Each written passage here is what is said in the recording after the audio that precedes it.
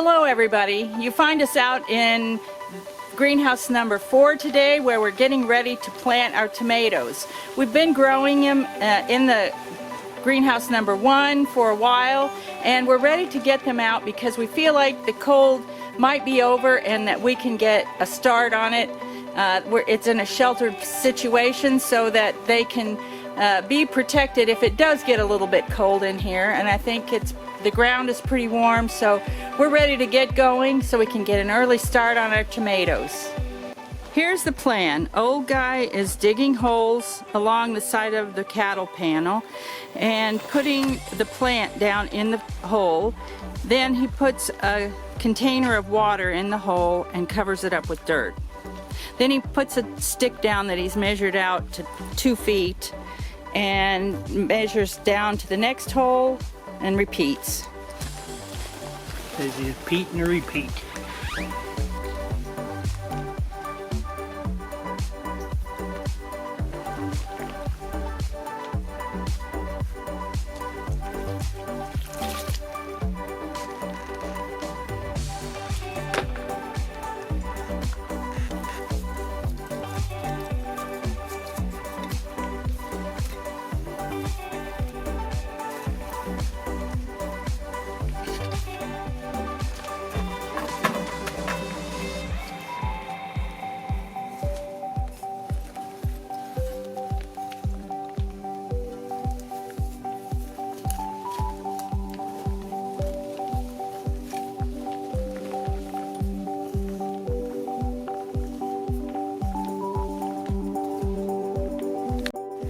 Greenhouse number 4 already has 3 rows of cattle panels put up because last year we grew 3 long rows of cherry tomatoes, which the children picked and we sold at our market. It was their way of making some money.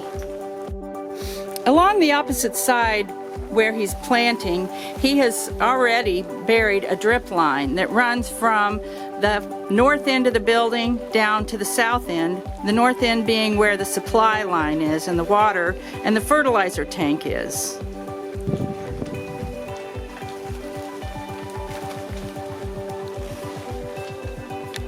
My job is to keep him supplied with water and plants.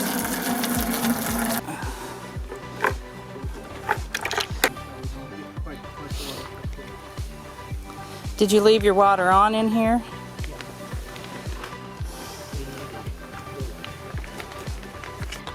As these little plants grow taller, we will use strings and attach them to the panels. And as the suckers grow, we will also attach them as they spring out and grow away from the plant. So what we'll end up with is a wall of tomato plants. It's best to transplant on a cloudy day, and today was supposed to be cloudy, but I think it's only partly cloudy.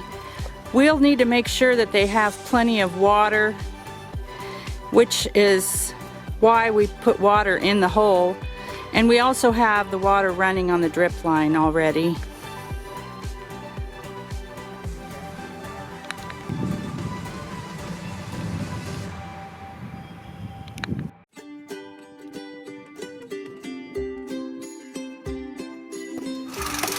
The first thing that we did to get ready to plant peas on this trellis was to work up the soil. I took a shovel and turned over the ground all along the edge. Then old guy got the tiller out and worked up all the clods that I had created into a nice seed bed.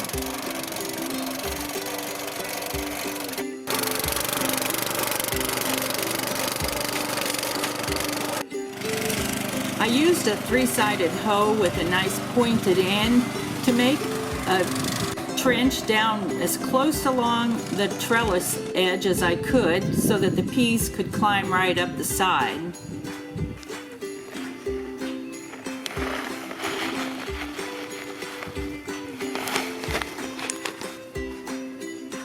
I planted the pea seeds about 1 inch apart down through there. I probably will have to help them as they grow taller to come in contact with the trellis. After I got the seeds planted, I took my hoe again and raked the soil in over the top of them. There were still some clods and I had to sort them out, but I think I had a pretty good seed bed and I expect the seeds to come up nicely.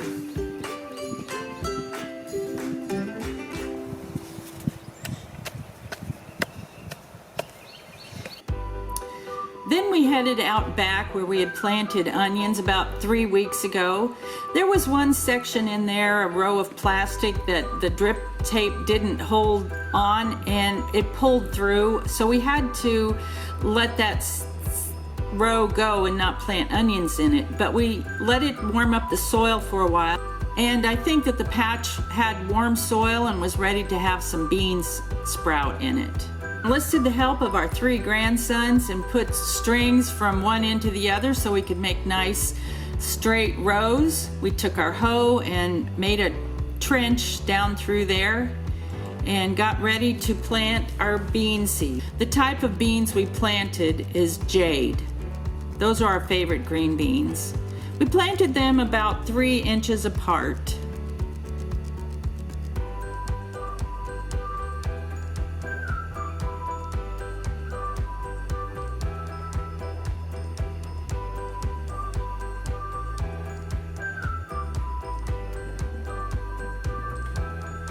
The boys took turns doing the different jobs and we got it done together.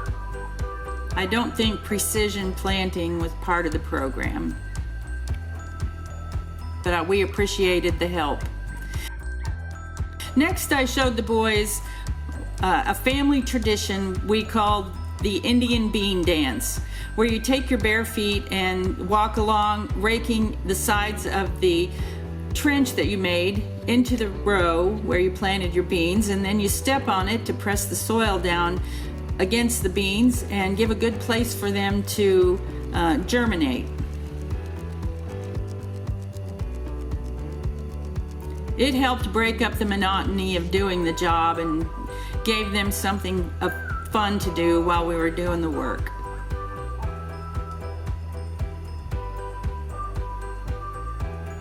And Grandma enjoyed it so much that I thought I'd give it another try. Thanks for joining us, and we'll see you next time.